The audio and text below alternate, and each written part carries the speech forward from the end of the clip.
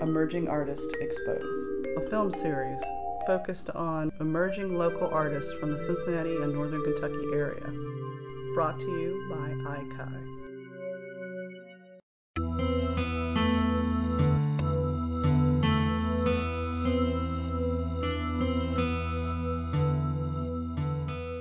I deal primarily with animals, actually strictly with animals, and my process is very research-based.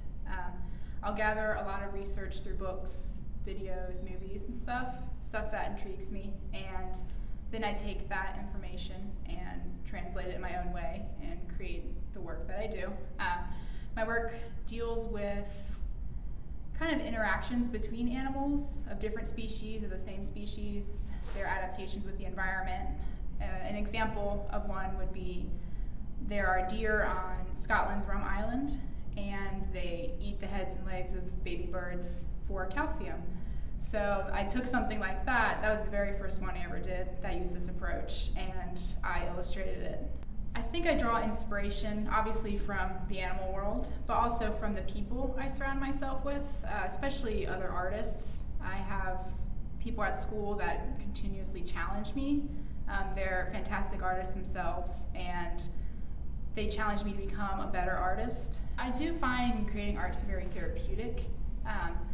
And also I think it's important that I take my creativity and give something back.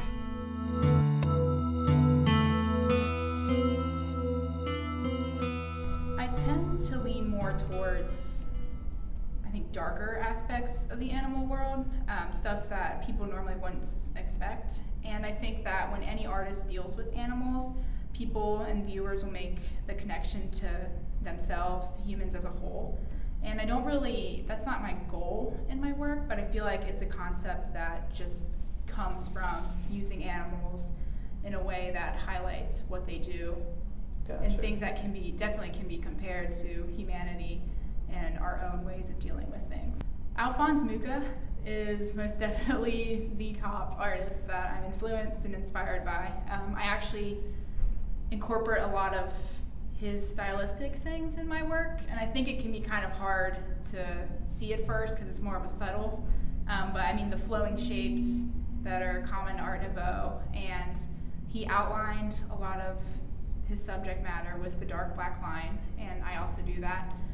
And also the combination of a more rendered subject matter with the more graphic shapes. I think the artist has a lot of roles, but I think it can be summed up into inform and to intrigue. So I feel like there's a lot of informative art. Like mine, in a way, I feel like informs the viewer of stuff about animals, maybe about their own lives. And I feel like some art can be very social and political. And then art's also very intriguing, and I think people are very drawn to art in that way. So I feel like that basically sums up just what an artist strives to do. I think the best part about being an artist is that you can reach out to other people doing something that you love, and you can speak to them, and they can actually take something from your work. The worst part, I think, is actually the kind of the stereotype that comes with being an artist. People think that it's easy, it's something that is just simply fun to do, and they don't really respect the amount of time and work that will go into something. And like as an art student, I tell people that a lot, and sometimes I'll get people who are really happy that I chose to actually stick to studying that, and then I get some people who are just kind of push it to the side and dismiss me as someone who wanted an easy college experience. So I think that's really rough, the roughest part of being an artist. There's a lot of advice that I could probably give. Art school was kind of tough at some points, just finding who I was and what I wanted my art to be about.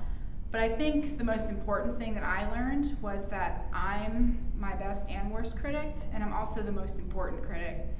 And you can struggle a lot with people bombarding you with different ideas about your art, what direction it should go in. But ultimately, if your art doesn't make you happy, then you probably shouldn't be making it.